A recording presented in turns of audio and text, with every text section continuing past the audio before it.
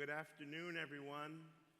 Welcome. Thank you for spending your lunch hour with us for our program, Evaluating Care in Resectable Stage 1 to 3 Non-Small Cell Lung Cancer, Targeted Therapy and Immunotherapy at the forefront of multimodal treatment strategies. It's really an honor to be your chair today with this wonderful panel. We also have a large number of people online as well. Next slide. So the faculty, I'm Roy Herbst from Yale Cancer Center, and I'm really honored to be joined by two colleagues. I think you can go to many programs today to hear about this, but we have, I think, a great faculty, one of the best. We have Dr. Tetsuo Mitsudomi, who's the president at the Izumi City General Hospital, distinguished invited research professor, Osaka, Japan. Thank you, Tetsuo, for being here. And then we have, fresh from the Presidential Symposium yesterday, and actually Dr. Mitsudomi is the immediate past president of the IASLC, we have Dr. Tina Casconi, associate professor, actually now I believe professor, Department of Thoracic Head and Neck Medical Oncology, director of translational research at the University of Texas MD Anderson. So thank you both for being with us today. Thank you. So thank you to PeerView for providing this session and AstraZeneca for providing the educational grant for this symposium. If you haven't already, please complete the pre-event survey. Reminder, look out for additional polling during the presentation. We're going to be very interactive. Submit your questions and we'll answer them during the Q&A session. This is a big room, though if everyone comes forward, I'm happy to do some live questions. I think there's always something nice about that. But we'll take questions on the iPad.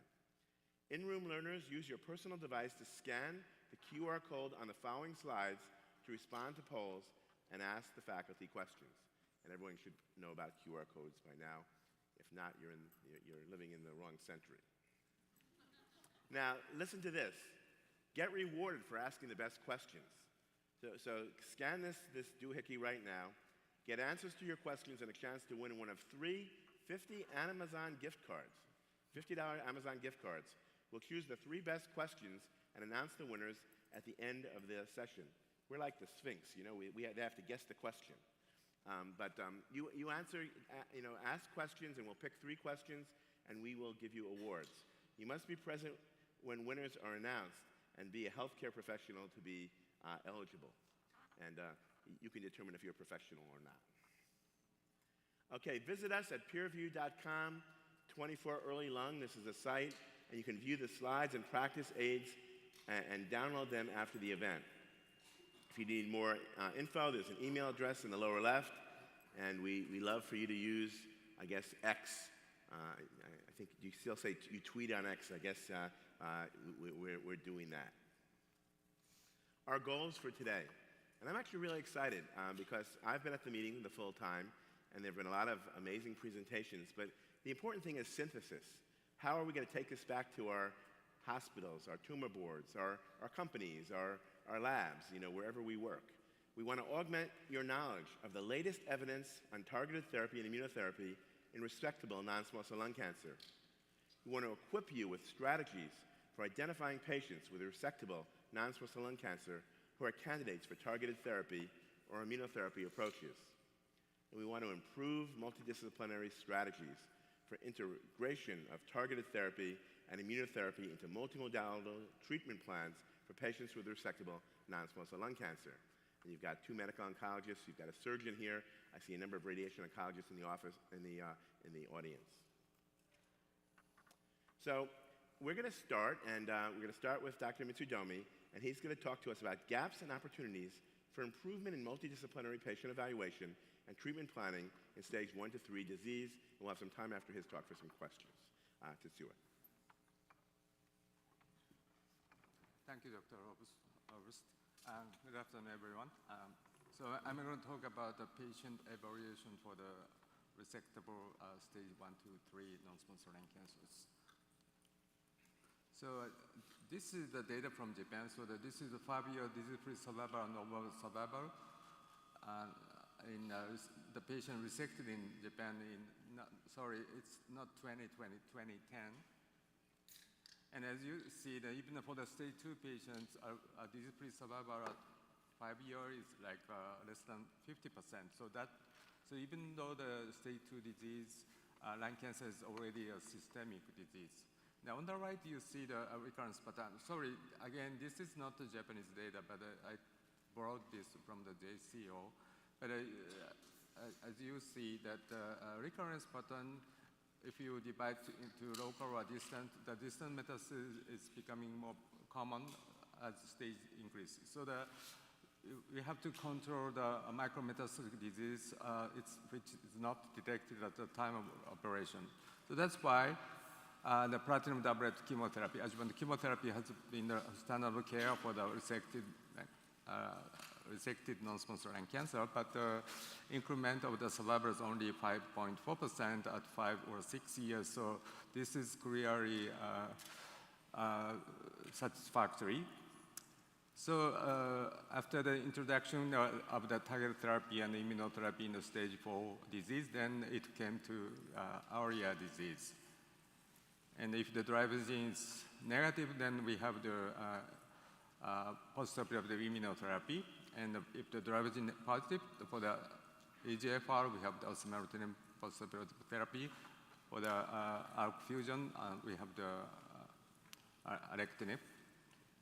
And also we have the neoadjuvant strategy for the driver gene negative. And also recent trials also show the very nice results, so-called sandwich strategy, which is neoadjuvant followed by surgery and post-operative adjuvant immunotherapy. So now we have a lot of the options. So how can we select the best strategy for your patient?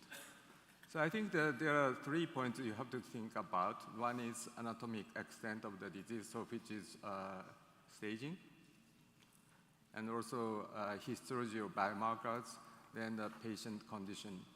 But this is so complicated process, we need to have the discussion in a multidisciplinary team, which I think is most important thing. And I'd like to go into detail for these 3 points later. And actually, these 2 papers show that if the patient was discussed in the MDT, has a better survival compared to the patients who are not discussed in the MDT. So these are 2 separate papers, but those 2 papers show clearly the patient discussed by MDT has better prognosis. Then I go to the biomarker history first.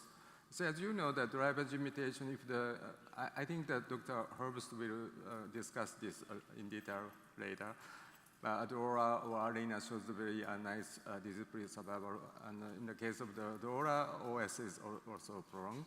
And for the PD-L1 expression, is very important determinant of the efficacy of the perioperative treatment. For the IMPOA-010 adjuvant treatment, if the PD-L1 is more than 50%, the hazard ratio is best. And also the meta-analysis of the neoadjuvant perioperative IO trials, even though the PD-L1 negative still survival advantage is present, but if the PD-L1 is more than 50%, the best outcome could be obtained.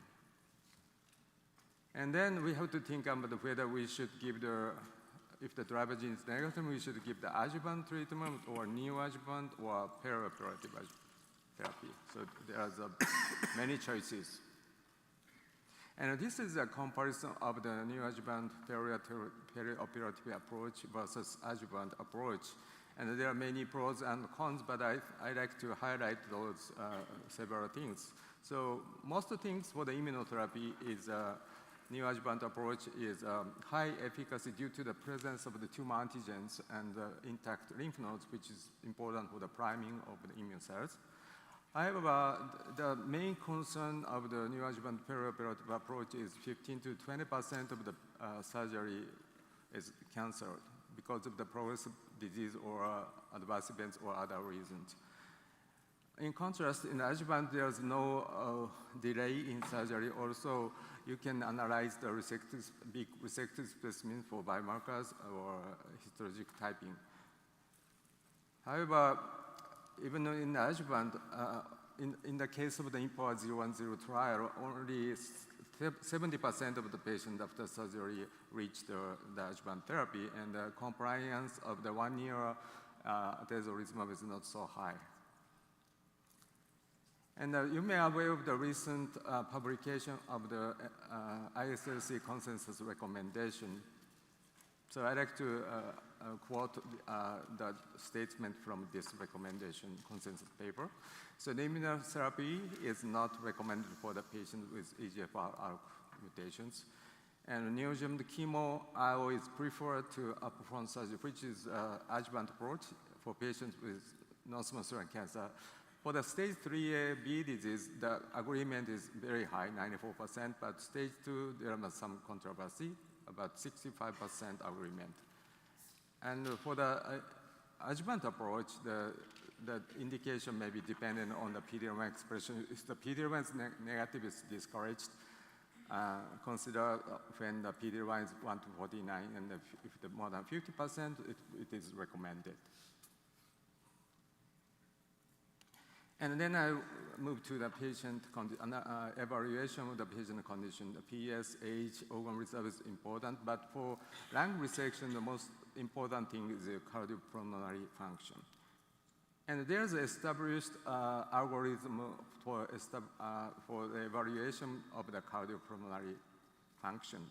So I'm not going into detail, but essentially if you screen the cardiac function first, then go to the spirogram. If the spirogram is not so good, you may put the patients on the exercise test. So this is a widely accepted algorithm for determining the patient operability. And then we have to think about the staging or lymph node status. For that purpose, we need to have the contrast-enhanced CT PET invasive mediastinal staging, including EBUS and brain MRI. And on the right, you see this is I like to say the N2 disease is so heterogeneous. So the single station, small discrete nodes to the multiple invasive coalescent lymph node. And there are two things of the operability. One is technically resectable or not.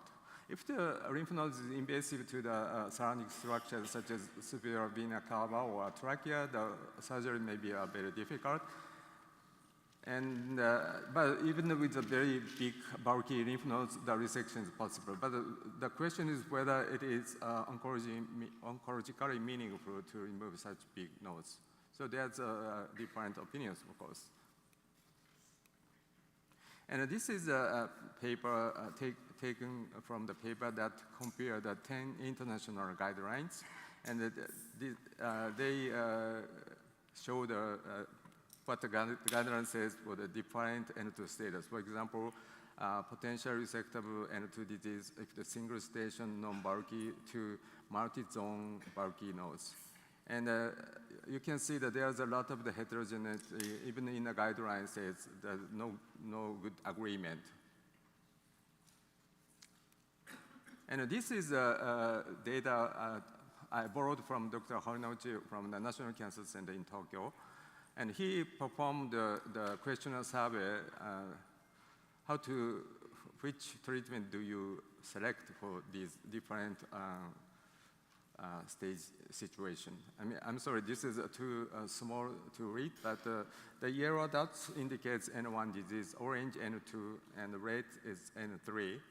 And this orange indicates adjuvant approach, adjuvant IO approach, and this is neoadjuvant IO surgery approach, and this is CRT, so Pacific regimen. And this survey was done in 2022, so there's no option for the sandwich strategy. But anyway, you can see that lot of the heterogeneity, because this is a JCOG, Japan Clinical Oncology Group Institute, so those are all lung cancer experts, but the opinion about the selection of the treatment differs so significantly.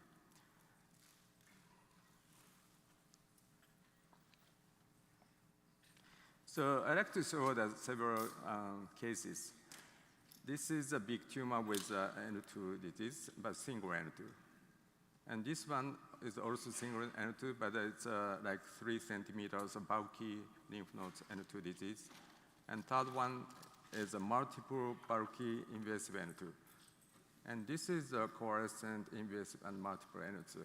So it is not very difficult to say uniformly which treatment is the best. So that's why the MDT discussion is very important. But for these cases, we did give the checkmate 816 regimen, and this patient is alive with the evidence of disease after 6 years. And this why also checkmate X16 and 6 years after the surgery, still patients no evidence of disease. And this patient was a relatively old cases I borrowed from Dr. Yoshino from Chiba University, and he treated him with chemoradiation followed by surgery, but this patient is still good after the 8 years. And the last case I borrowed from the CHEST guidelines, so I don't know how the patients are treated, but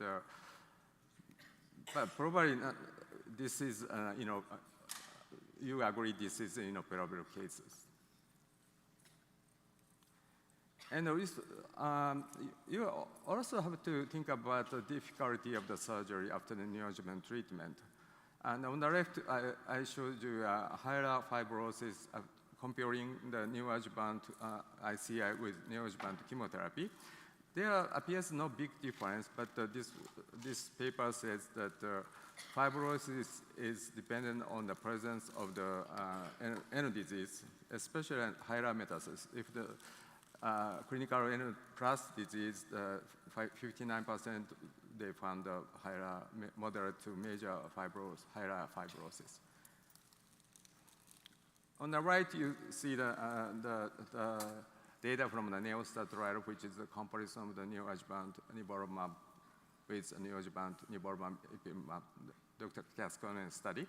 But this is the surgical outcome, and they classify the surgical difficulty using this 4 scale. So 1 is easier from the normal lobectomy, 2 is similarly, same difficulty, 3 is a little bit difficult, 4 is very difficult. And you see that about 40% of the cases, you will find that the surgery is more difficult. So the surgical difficulty varies, but sometimes it's very difficult. So you have to prepare that, and sometimes the bronchoplasty or angioplasty may be required.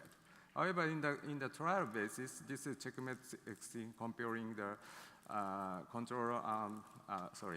neoadjuvant chemoimmunotherapy with the neoadjuvant chemotherapy. But for most of the parameters, the neoadjuvant immunochemotherapy has favorable features. So as a statistics, you don't have to be so worried much about the difficulty of the surgery, but sometimes it could be very difficult. And this is the recent case that I brought from the Dr. Stani of Nakina University. This patient, 70-year-old T3N2M0 disease, and this patient received a neoadjuvant immunochemotherapy, but it didn't work very well. But they went to the surgery, but at the end, right, apparovectomy, the coronary resection was required. Operation time was 11 hours. Blood was 1.5 liters, so this was very, very difficult surgery. But anyway, the patient went well after the surgery, so that was good. So this is my take-home message. So patient with resectable non-small cell lung cancer should undergo a multifaceted evaluation that considers biomarkers, TNM status, proposed surgical procedures, and technical requirements, patient physical function, the patient preference. And this should be discussed in the MDT. And finally, last message is surgery after neoadjuvant immunotherapy could be difficult. So surgeons skilled in advanced surgical procedures should operate. And this statement is also included in the ISS consensus paper. And thank you very much for your kind attention. We have time for a couple of questions, and remember, you can put your questions in and into the lottery. Not really lottery, we'll select the best questions. Tetsuya, I'll ask you the first question. So, in Japan, I can tell you what happens in the U.S. Is there a uniform agreement what is surgically resectable and what isn't? So when you're sitting at tumor board, how much do you argue?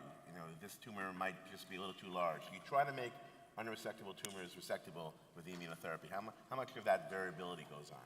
So the technically point, the resectability border is relatively clear, but if that resection is oncologically meaningful or not is different from the people to people sometimes. Right. Tina, what happens at MD Anderson? I used to be there for a while.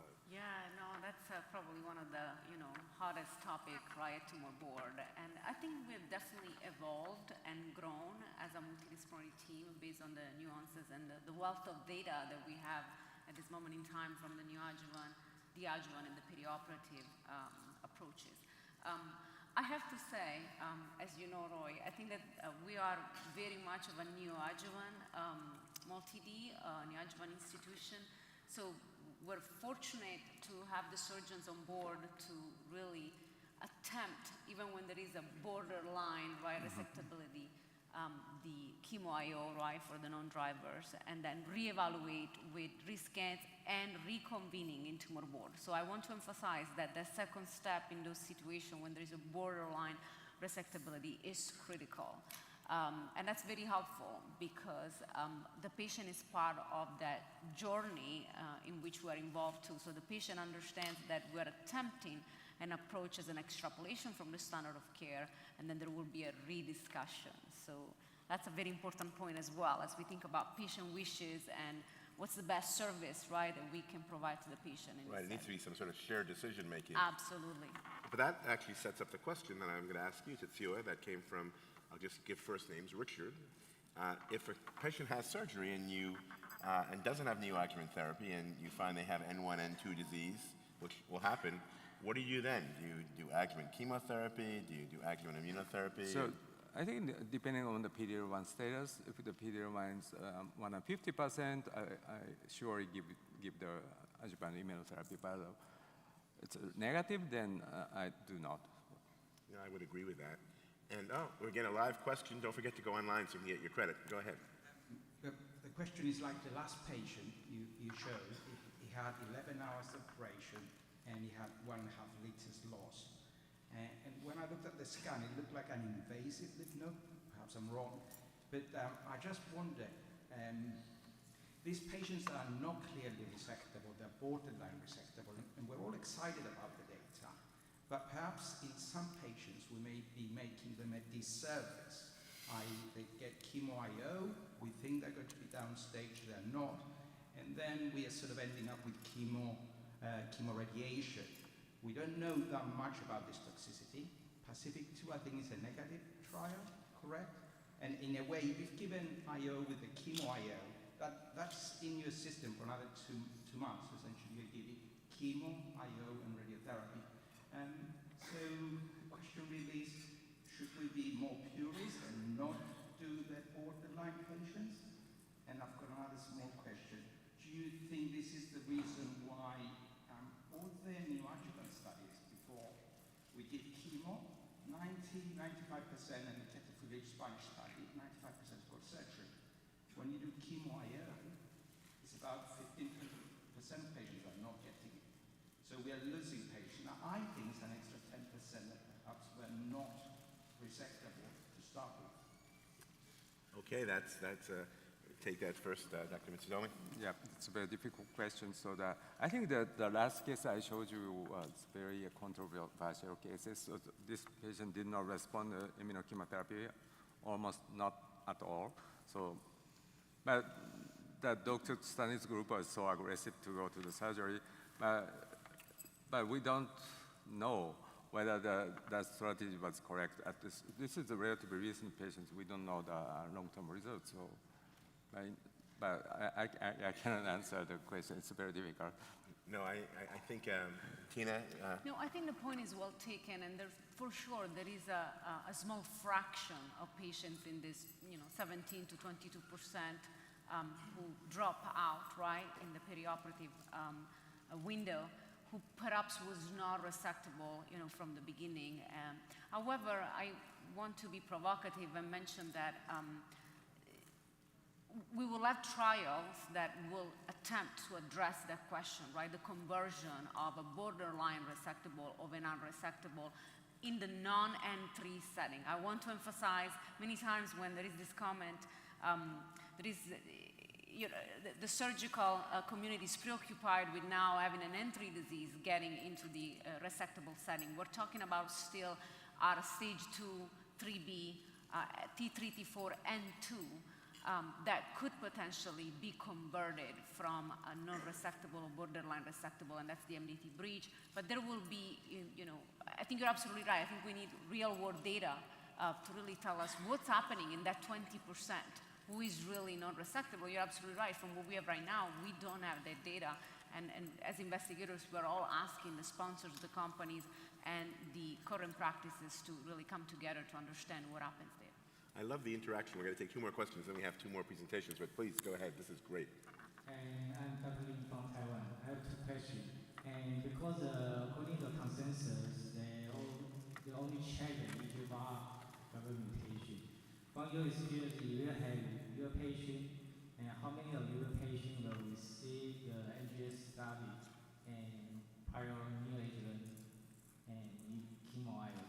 Great question. And if the drug mutation just like MET or HER2, you still prescribe neoadjuvant IO for this patient? This is perfect for Tetsuya. When he was president of the ISLAC, they set up all this. He talked about it yesterday. What do you think? Yes, for the NGS, right? Yeah, NGS. Yeah, so we don't do the NGS. So in Japan, it is not reimbursed to perform the NGS before the surgery. So, I mean, very small panel. But so your question, if we find another driver mutation like HER2, right? Yeah, but theoretically, HER2 adjuvant therapy, HER2 targeted therapy, if it's available, then we like to, the trial, you test HER2 inhibitors after the surgery, that could be positive, but we don't have the evidence right now. So I think as of now, we should treat them as a wild-type patient, right? So I'll tackle both parts of the question very quickly. So for the first portion, NGS, I can tell you personally in my practice, there is no patient who undergoes neoadjuvant treatment without a molecular profiling. To me, that's paramount, because you can really provide a disservice to the patient. And if I have to really start treatment while I'm waiting for the results, I usually send both the liquid and the tissue. If I don't have the tissue and this is a never smoker, I rebiopsy, reprofile, making sure that the team knows I'm rebiopsying not for diagnostic purposes, but for core biopsy for appropriate tissue profiling. And in that window, I will just proceed with 1 cycle of chemotherapy without the immunotherapy as I'm waiting for the completion of the workup if I have to treat. As far as what do we do, very excellent question for the non-classical, right, EGFR ALK alterations that we're used to see excluded from these trials. Unfortunately, the answer is that we don't know, because we haven't really looked at these populations across all the trials. We don't have the data. The data is there, but it's not being really collected and presented. So I would discuss the patient and tumor board always with my medical oncologist colleagues, and it really depends on the tumor burden and so forth. I feel that there is an IPDL1. I think that perhaps in those situations I tend to do immunotherapy. Okay, we probably have time for 1 quick question, and then we'll move on to the next. I'm Corina van Es from the Netherlands. I'm a radiation oncologist. And what I see is a lot of people are not operated at all after the stage 2 rate of the chemo immuno, and they are virtuous because not a good operation is irradical, or they can't be operated at all. And these patients are treated less good than in the past. So keep in mind that we have a lot of research done on board, also for the radiotherapy, unforeseen N2, and it doesn't work with patients with lung cancer. So what we are trying to do, on the other side, we want to treat best, and I think you should, but on the other hand, don't do any cowboy, because we treat these patients not on the right way. That's what I'm saying, want to say. Okay, I'll answer that one. Well said. And the Pacific trial, in my opinion, is probably one of the most historic trials ever done with durvalumab in the adjuvant setting after chemoradiation. We now have the LAURA trial. So yeah, these decisions are tough. As I think we've ascertained, they're not exact decisions. They're decisions that require shared decision making, and they can vary from Houston to Japan to New Haven to Boston to San Diego. So I'd love to keep talking, but I have 2 more presentations, so I'm going to talk now. And I'm going to talk about integrating targeted therapies in resectable stage 1 to 3 disease. But please put your questions in, and we'll answer them. Even if we don't do them now, we can do it online. So I'm just going to remind that in resected disease, the ADORA trial, now actually it's about 4 years since we first presented the data, took patients with EGFR mutated lung cancer. The question is, if you have EGFR mutated lung cancer, why not treat it in the early stages, or why wait till the late stage when it's widely metastatic and almost impossible to cure, and treat it early? And this trial was a multinational trial, worldwide, 1/3, 2/3 in Asia, 1/3 in the rest of the world, stage, stratified by stage, EGFR mutation type and race. These are all patients with R0 resections, randomized to osimertinib 80 milligrams or placebo. I think many of you know these data. They were presented early, a few years earlier than we expected, because it was planned for a hazard ratio of 0.7, a 30% improvement, and this is the data that we got. So here you can see the hazard ratio is 0.23. These are the updated data from early last year, but you can see a 77% improvement. The top black curve being those patients who got osimertinib daily for 3 years. It was a 3-year treatment, somewhat empirical, I'll get to that, or the placebo control on the bottom in the orange. And you can see the differences at 24 months, 36 months, at 48 months, 70% versus 29% progressing. And here you can see when you add stage 1 patients in, this was a secondary endpoint. Many of those stage 1 patients are cured to begin with. You can see the hazard ratio of 0.7 or 73% improvement. So this established targeted adjuvant therapy could be used, and it's the standard of care in most of the world with osimertinib. Of course, the drug has great brain penetration, and I'll show you that now. And then looking at a forest plot. This is just an excerpt from the forest plot that's in that first paper from 4 years ago in the New England Journal of Medicine. You can see that the benefits seen across all stages and with or without adjuvant chemotherapy. Adjuvant chemotherapy was a choice in this trial.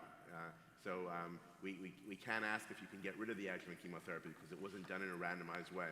Physician and patient discussed should they get adjuvant therapy. Most of the stage 2 and 3s did. Most of the stage 1s did not. About 60% of patients overall got adjuvant therapy. And here you can see updated DFS across subgroups in the overall population. And you can see both mutation types benefit, whether or not patients got adjuvant chemotherapy, and all the other prognostic factors. Now here you can see the updated DFS by stage for the ADORA, and for people who like to look at curves and not hazard ratios, you can see stage 1B up top, stage 2 on the lower left, stage 3 on the lower right. In all cases, hazard ratios quite compelling. Of course, the more benefit in the more advanced disease, 0.22 for stage 3A, 0.33 hazard for stage 2, and 0.44 for stage 1B. Patterns of recurrence. So this is why you use a systemic therapy and EGFR therapy, because these patients will recur. The metastases to the lung, the brain, the bone, the liver. And you can see that the placebo group in the orange and the osimertinib in the blue, you can see that in those patients who got the placebo versus the osimertinib, there's more recurrence in the lung, the brain, the CNS, the bone, the liver. And here you can see, I think this is very compelling data. This is showing that first site of recurrence being the brain. And remember, osimertinib is a 3rd generation EGFR TKI, mutation specific, so it has fewer side effects of rash, diarrhea, and so forth, and brain penetrant TKI, small molecule oral drug. And you can see that the blue curve on the top are patients who got the osimertinib, the orange is the control, placebo, and you can see at 2 years, 97% disease-free in the brain versus only 77%. And then at 48 months, 90% disease-free in the brain versus only 75%. Now, these were the data that we had prior to ASCO 2023, and many still said, where's the survival? But I would say preventing metastases in the brain, we did a session here on EGFR in the same room yesterday, and our patient advocate told us that brain metastases is a very big concern for many patients, obviously. So, survival, and here's the survival, and the survival in the ADAURA trial at the 20% maturity, which was the preset endpoint, with a hazard ratio of 0.49. So again, the upper curve, the osimertinib, the bottom curve, the placebo control, and you can see that it's a 51% improvement in survival over the course of the curves at 60 months or 5 years, 85% surviving versus 73%. And these are a lot of patients. If you look worldwide, EGFR mutations being about 10-15% in the US, 20 to 40% more in Japan, China, and elsewhere. And if we find these mutations and we know them beforehand, this is a paradigm that should be used. And here, when you add the stage 1 patients in, you get the same 0.49. The survival with or without adjuvant chemotherapy, the benefits seen in both. Keep in mind these are slightly different populations. Those who get adjuvant chemotherapy or not, that's why the control arms look a little different. And then you always have to ask, what is the cost? Of course, there's a cost when you give a drug versus a placebo. But the good news is most of this is low grade. The grade 3 and 4 it's almost all low grade diarrhea, paronychia, dry skin, and you can see close to the bar in the middle, only 3% severe diarrhea, but there is some. And I'm sure many of you have treated patients, as have I and my colleagues on the podium here. You have to dose reduce, you have to nurse patients through, you have to teach them how to deal with side effects. Because again, the control is nothing, you're done. But with a 51% improvement in survival, I encourage my patients to use this. And I just want to end with a story.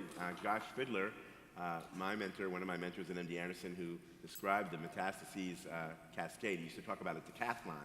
A tumor had to, the Olympics were just a month ago. The tumor has to go through 10 different steps, break out of the microenvironment, get into the blood, survive in the blood, nest in a distant site, matrix metalloproteinase, angiogenesis. The idea now that we have surgery and we have adjuvant therapy, and to my colleague in the audience, radiation too, and there was no radiation allowed in the ADAURA trial because we were worried, but I think it will be added in the future. And then you can see you add the targeted therapy in, and that basically improves outcome because you prevent metastases to the brain, the liver, and the bone.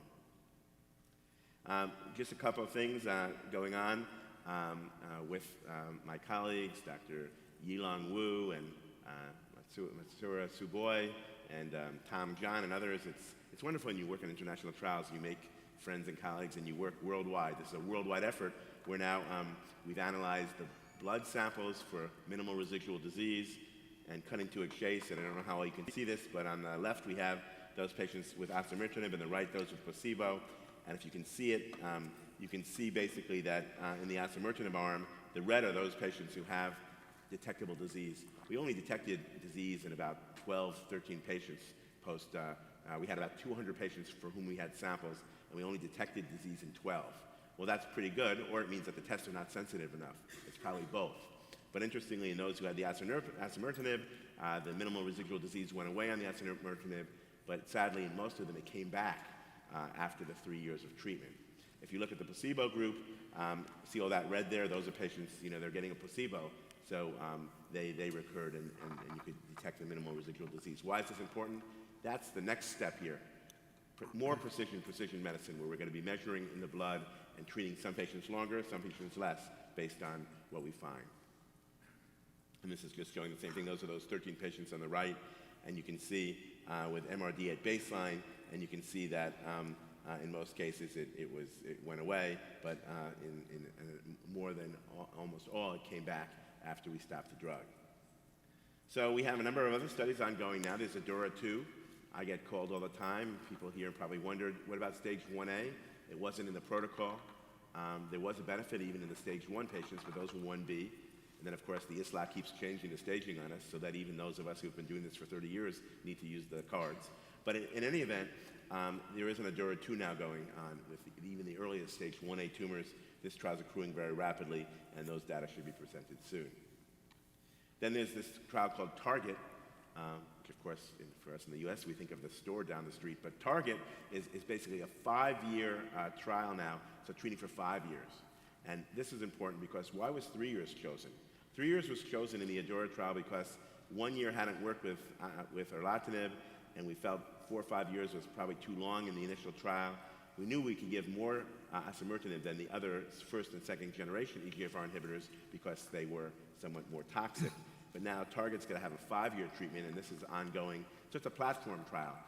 And the other thing about this is there's much more meticulous attention to collecting the blood samples, so the MRD will hopefully have it not only on 200 out of 800, but hopefully on more, 80% or more of the population. Then there's NeoADORA, and we all love neoadjuvant trials. You know, we just talking about that, make tumors smaller. The other nice thing about them from a scientific standpoint is you get the full sample out, you can do sequencing, single-cell sequencing, which cell populations are alive, which cells are dead. But this trial is ongoing in the neoadjuvant setting for EGFR mutant disease, placebo plus chemotherapy, osimertinib plus chemotherapy, or osimertinib alone.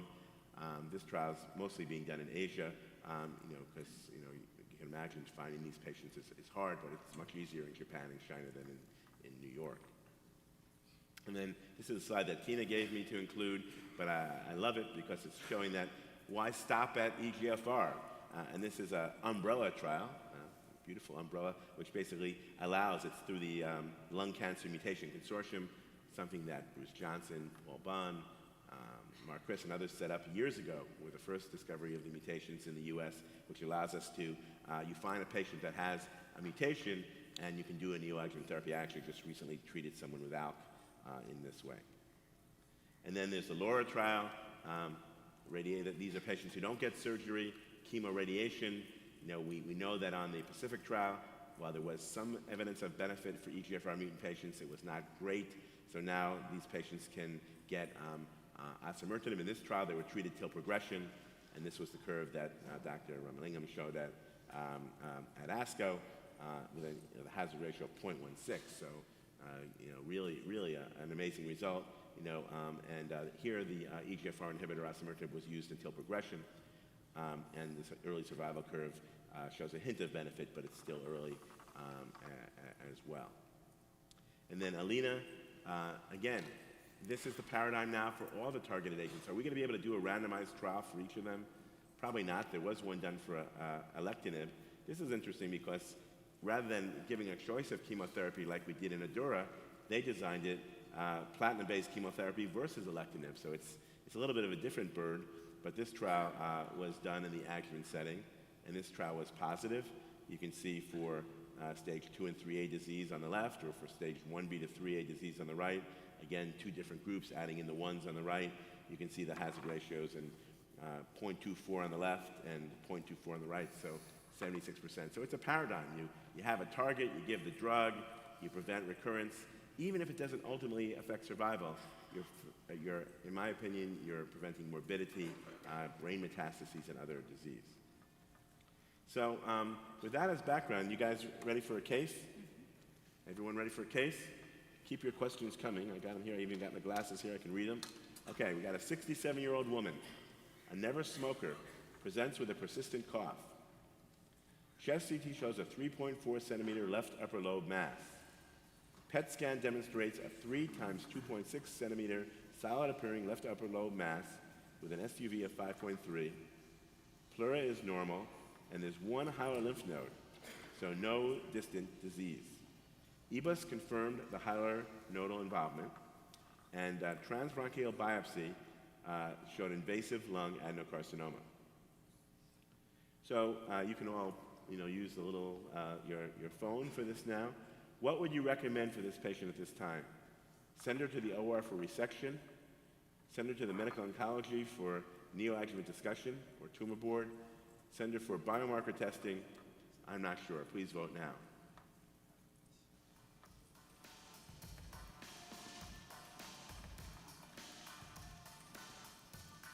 Good music, like we're at the Hard Rock Cafe here. Okay. Okay, and let's see, are we going to see the result?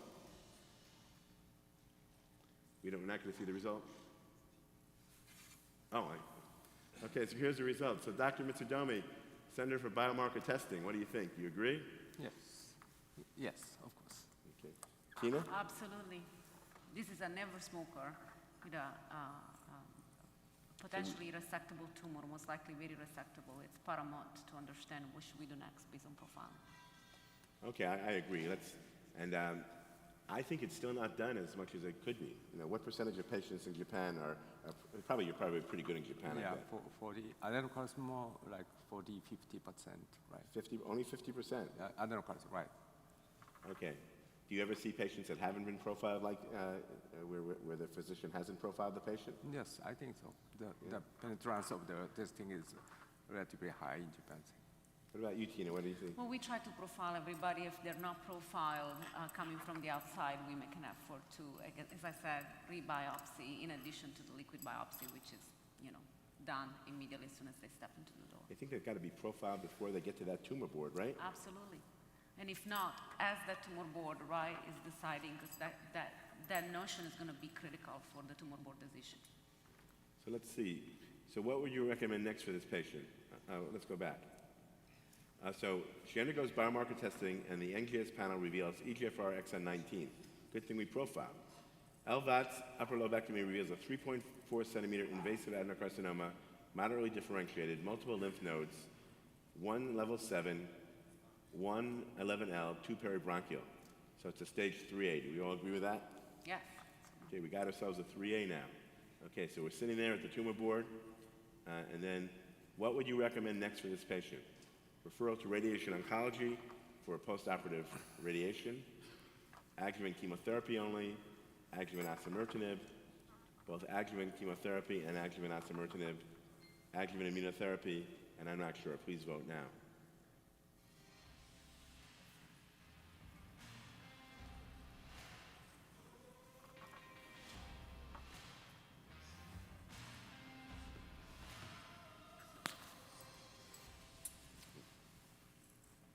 Okay, I love the fluidity of this. You can change your vote in real time here.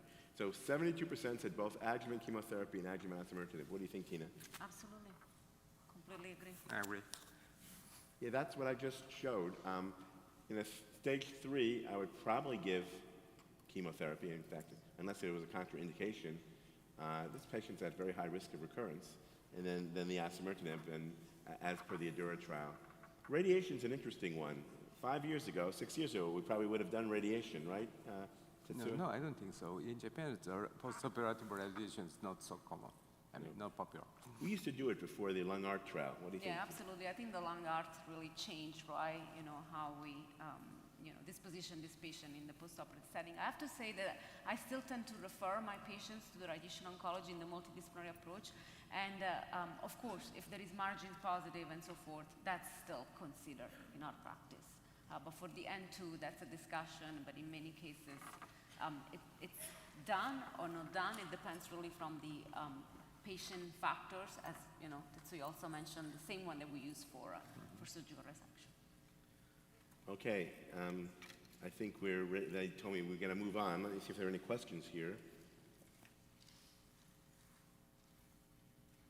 Anyone want to ask a live question? I give that preference. If not, what I think I'll do is I'll save the questions for after, because we've got Dr. Cosconi now, who actually is now going to talk to us. Oh, don't forget to put your questions online. Even those of you who asked the question orally, put it online so you can be in the running for the big prizes. And then now I'm going to let Tina talk, because then we'll have all the data on the table.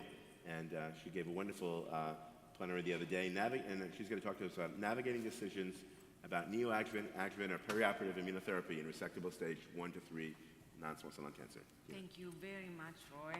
That was a wonderful overview. It's really tough to follow two giants, but I think this program is really set up to look at all lenses, right, of the resectable from stage 1 to stage 3. So here, really, we wanted to give you an overview of the current landscape for patients with resectable disease with non-genomic alterations or with genomic alterations that are potentially sensitive to IO. So here we're really looking at the IO-based approaches. We have a neoadjuvant approach, as you have heard so far, from Dr. Mitsudomi with the Checkmate 816, 3 cycles of neoadjuvant Nivo plus chemo. In that trial, remember, we have an AJCC 7th edition. As Dr. Herbst mentioned, things have changed and continue to evolve, in terms of staging, so keep that in mind. Also, keep in mind that for the approved regimens, we have some PD-L1 based guidelines based on jurisdiction. Based on the FDA and the EMA, the guidelines may change based on the PD-L1 positivity. And then we have 2 approved regimen for the adjuvant paradigm with surgery, so resection up front, followed by adjuvant atezolizumab for the IMpower010 in patients with PD-L1 positive, whether that's 1% or 50% based on the FDA and EMA. And then the Keynote-091 or PEARLS, where we have the pembrolizumab in the adjuvant setting following chemotherapy for all comers. And then in the perioperative setting, we have several trials. I'll just highlight the Aegean with the perioperative durvalumab added to a backbone of neoadjuvant chemotherapy, followed by adjuvant durvalumab, just approved a couple of weeks ago or so as a new standard of care. And then the Keynote-671 with the perioperative pembro paradigm approved in October last year. And then we have several trials with very impressive data that we're still waiting to see maturity or approvals. This is a table that really gives you the wealth of the patient population characteristics, as well as the primary endpoints, what has been done in terms of treatments that have been evaluated in this trial, and then, of course, the EGFR ALK status that has been excluded for most of the trial. For the Aegean, there was an initial proportion of patients that has been then removed from the modified intention to treat population. These are the responses, the PCR, pathological complete responses, and MPR across these trials. Please remember a very important point. Across trials, different pathological assessment criteria have been utilized.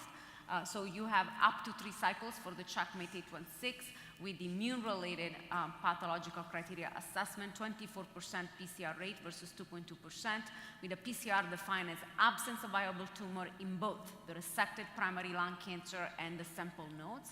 And then you can see in green up to 4 cycles for the perioperative regimens. And here we have for the Checkmate 77T, the immune-related pathologic assessment criteria. For others, we have the ISLC criteria for the Aegean and the Keynote 671. We do not know for other studies what the criteria used, whether they were ISLC, immune-related, and so forth. But you can see overall across the trial a range of 18 to 25% PCR and MPR that can go overall between 30% and 55, 56%.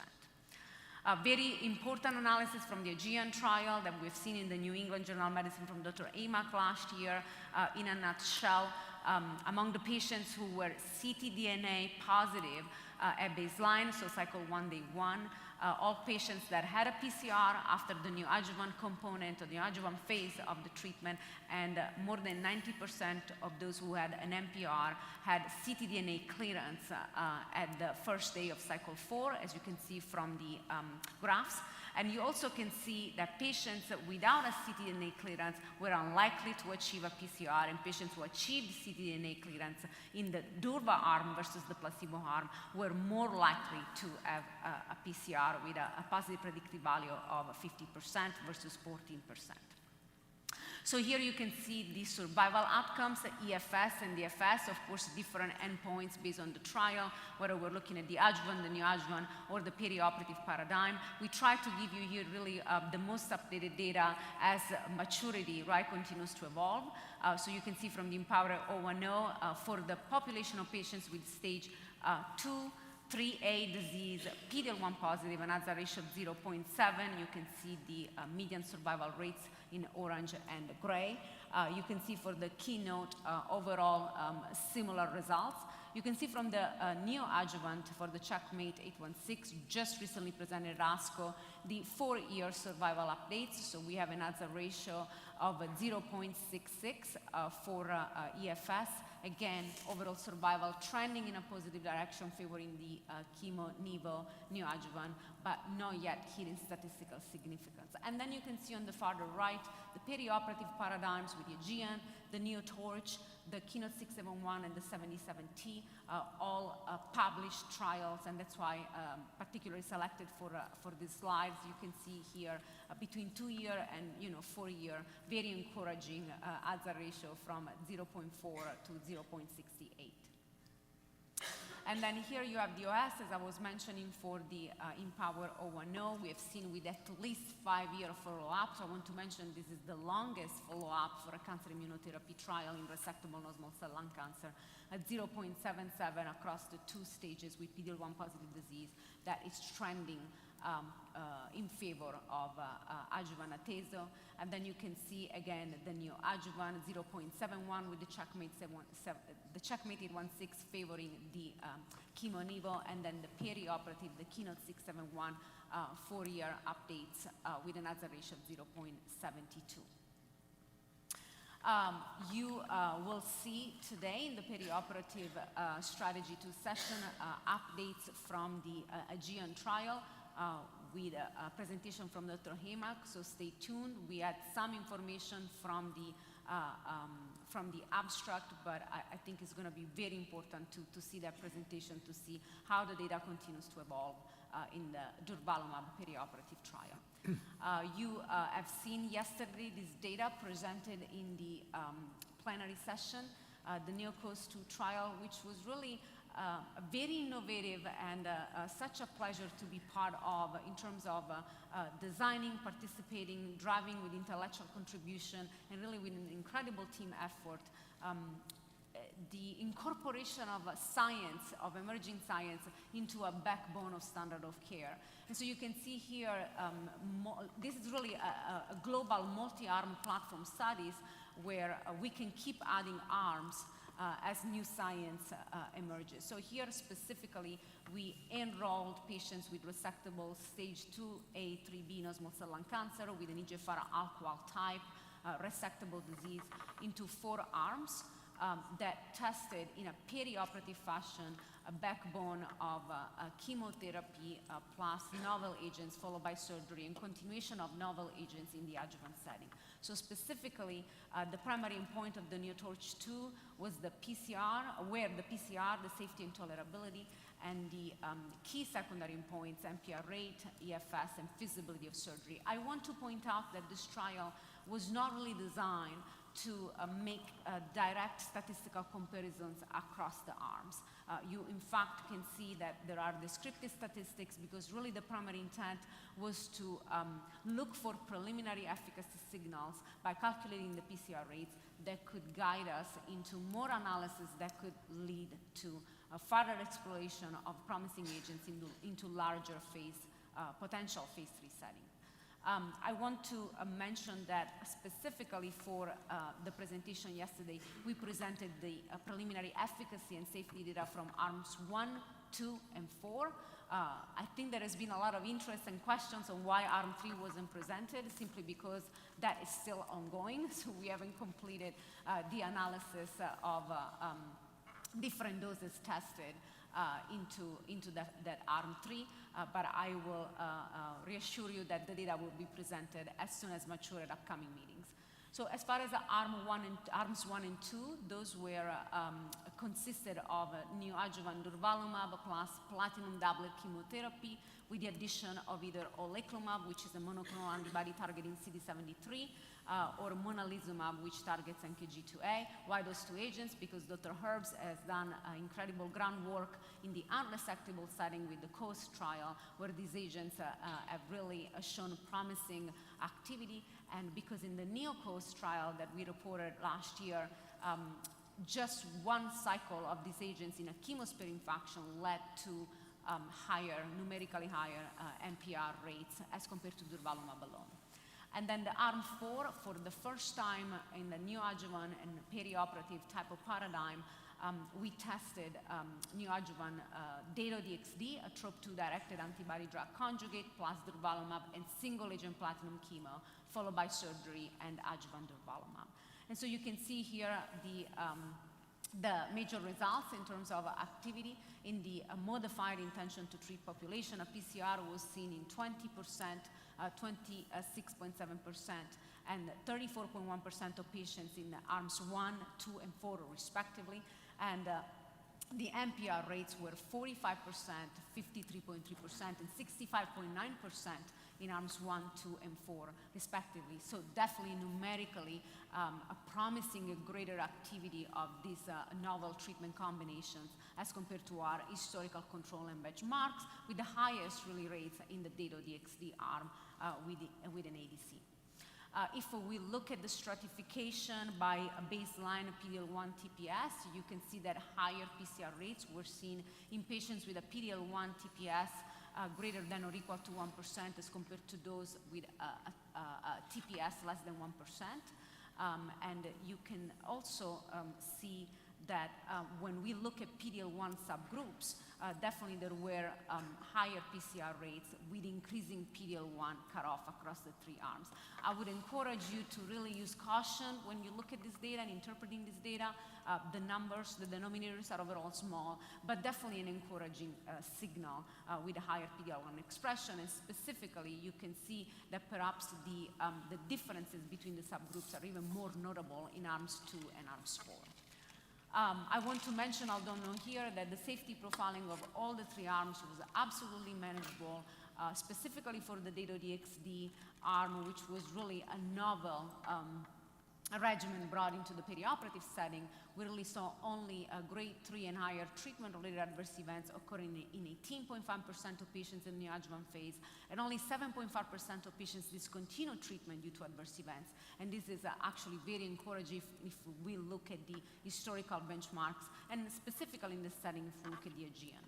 So in conclusion, as I mentioned, in the perioperative non-small cell lung cancer setting, these novel treatment combinations had promising efficacy, numerically higher PCR and or MPR rates, with overall a manageable safety profiling comparable to currently approved regimens in terms of surgical rates as well, with the higher rates in the Dato-DXd arm. So we hope to really bring what we learned from the NeoCOAST-2 in the larger testing, in the larger phase setting, and I'm sure that translational analysis will help us a lot in what to do next. I want to also quickly mention an important analysis that I believe has triggered a lot of interest yesterday in the presidential, and also I understand online and on social media. This was an analysis that has been requested for a very long time, and that many investigators have attempted to do in an exploratory fashion from Kaplan-Meier curves out there online from the different studies. So the CheckMate 816 and the CheckMate 77T are the really 2 trials that perhaps can help us to understand in an exploratory fashion what's the contribution, right, of phase, and what should we do for these patients, whether continuing therapy or not. So a very complex analysis. Again, extremely fortunate to be part of a big team with statisticians, medical oncologists, so an incredible group of people to really understand how to really trying to compare in a fair manner these very different populations, different heterogeneous cohorts. So you will see different type of propension scores applied really to adjust for clinical pathological characteristics. But you can see here in a nutshell that landmark EFS, so EFS landmarked at time of surgery, so from definitive surgery, led to favoring the perioperative approach as compared to the neoadjuvant nivo chemo approach with a hazard ratio of 0.61. Please take this data with all the variables and caveats of 2 different populations, and also by subgroups.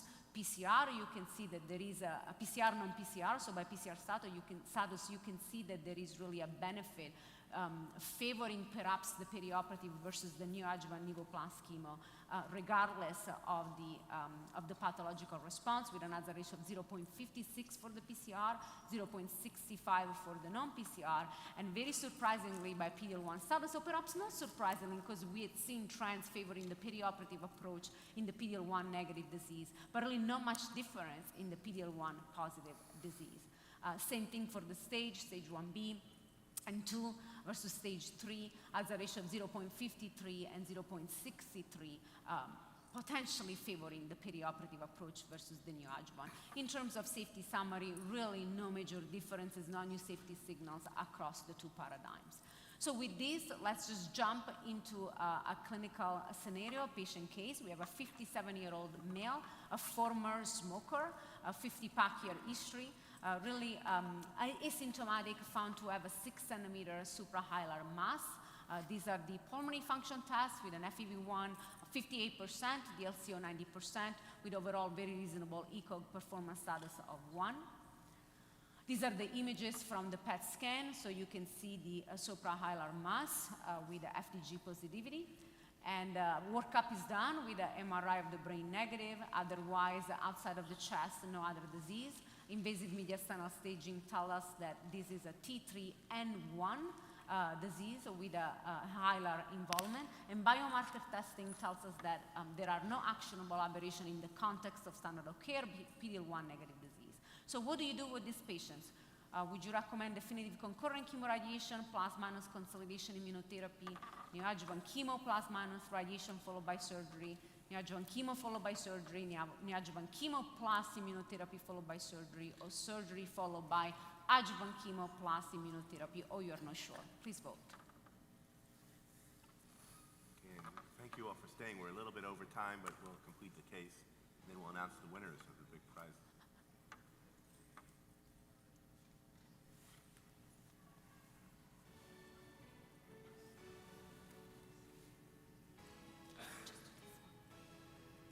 You have 2 cases? No. A couple questions. Okay. You educated them very well. Yeah, it's actually very interesting to see that there is really neoadjuvant chemotherapy for a T3N1, so stage 3A disease by AJCC8, with really a neoadjuvant chemo followed by immunotherapy. It's interesting to think that for these patients, the surgery followed by adjuvant chemotherapy in SCI could have been an approach, but I think we're all really inclined toward a neoadjuvant therapy with larger stages of the disease. And then, based on these presentations I just shared with you today, really what do you do next in the perioperative setting? Following surgery, for which patients would you consider an adjuvant immunotherapy? Would it be based on the PCR, based on any residual viable tumor in the resected specimen, both, neither, or you're not sure? Okay, let's vote now. Music, please. Yeah. Do you think it matters that, oftentimes in the U.S., many of the people that operate in the community are not boarded thoracic surgeons, they're more cardiac surgeons, and I wonder if that makes a difference in our country. I think it does a lot, and I think Dr. Mitsudomi mentioned, right, our JCO consensus paper where we really were vocal, right, regarding the importance of expertise in thoracic maneuvers, right, specifically for these patients. And to be comfortable with that, as he showed that you can do it. Oh, this is like a presidential race here. What's going on here? Okay. Okay, interesting. So we would continue adjuvant immunotherapy for patients with residual viable tumor in the resected specimen, both, and some are not sure. So I want to mention for the patients with residual viable tumor that yesterday I had the honor to discuss very important abstracts, including the Keynote 671 pathological analysis of a residual viable tumor and its association with EFS. I think it's actually an important point to think about the residual viable tumor as we think about what to do next in practice. Great. Well, thanks, Tina. Well, we're out of time because we had so much interaction and questions, but that's good. So let's go to the last slide, please. And I'm going to announce the winners. Drum roll, please. So we have 3 winners for the $50 gift certificate. If you're not here anymore, I will give it to Dr. Mitsudomi. Krill Newman, are you here? Oh, come up to the podium over there. You'll get your award. Raja Murdad. Don't spend it all in one place. Raja, you here? Okay, good. And then Sergio Mejia. Sergio? Okay, come on over here. Listen, it's been a great program, great meeting. Thank you, Tina. Thank you, Tetsuya. Thank you to Peer Review. See you next time. Thanks, everyone. Thank you.